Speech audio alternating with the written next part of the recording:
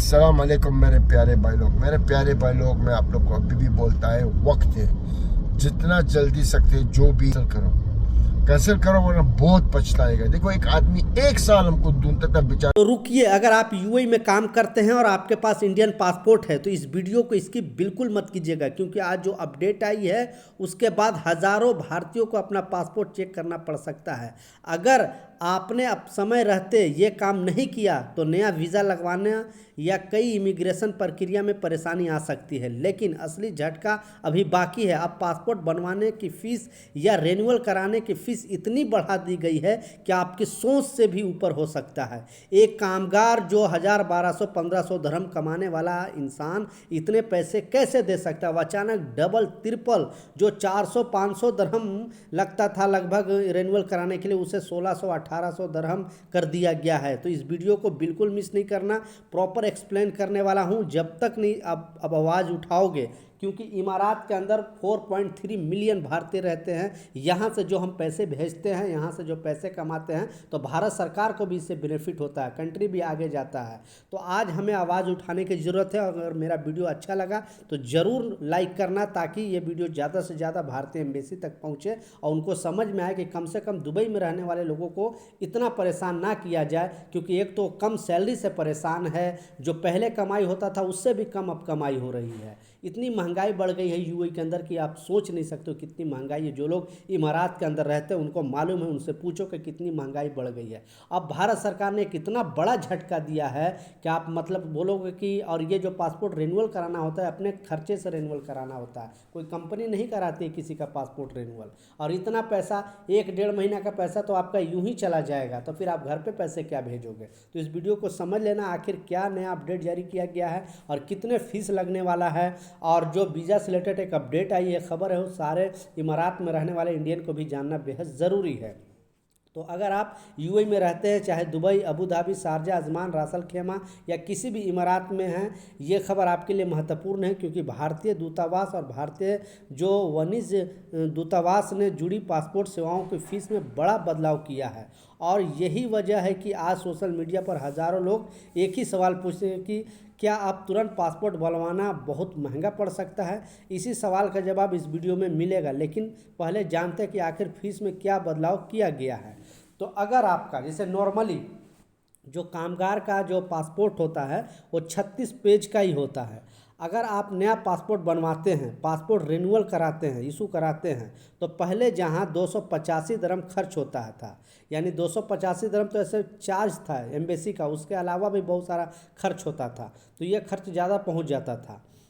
अब जो है उसका खाली एम्बेसी का खर्च, ठीक है, एम्बेसी का खर्च जो है 450 दरहम देने होंगे। ये 36 पेज वाले पासपोर्ट का अभी भी खबर बाकी है, छोड़ के जाना मत। और भी इसमें फ़ीस बढ़ाई गई है, वो आप स्टेप बाय स्टेप आप सुने, ठीक है। 450 दरहम आपको देने होंगे और अलग से, यानी टाइपिंग सेंटर का या जिससे बनवाते उसको चार्ज, मतलब 600-700 दरहम ऐसे पहुँच जाएगा, ठीक है। यानी करीब 60% की बढ़ोतरी की गई है। अगर आपको तत्काल सेवा में चाहिए पासपोर्ट, यानी 1 से 2 दिन के अंदर आपका पासपोर्ट बनवाना है, रिन्यूअल कराना है, तो 900 दरहम देने होंगे। समझ सकते हो, 900 दरहम।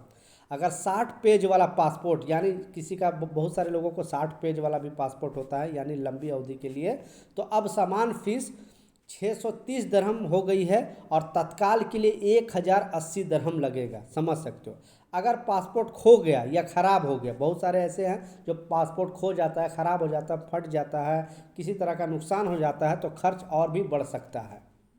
36 पेज का सामान जो री इशू पासपोर्ट है वो 900 दरहम लगेगा। और तत्काल अगर आप बनवाते हो उसी पासपोर्ट को 1 से 2 दिन के अंदर, तो 1350 दरहम आपको देने पड़ेंगे। उसी तरह 60 पेज वाले को जो है पासपोर्ट अगर वो बनवाना चाहते हैं, उनका डैमेज हो जाता है पासपोर्ट, तो 1080 दरहम देने होंगे।